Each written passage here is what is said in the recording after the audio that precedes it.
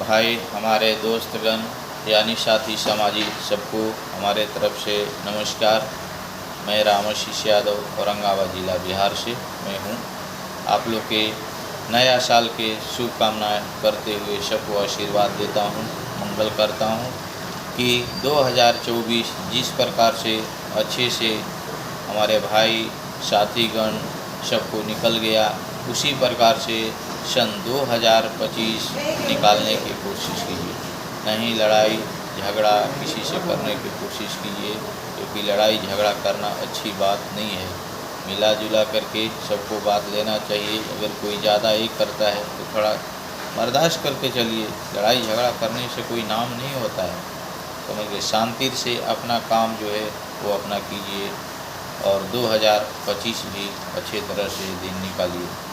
कुछ ऐसे लोग हैं जिन भाइयों के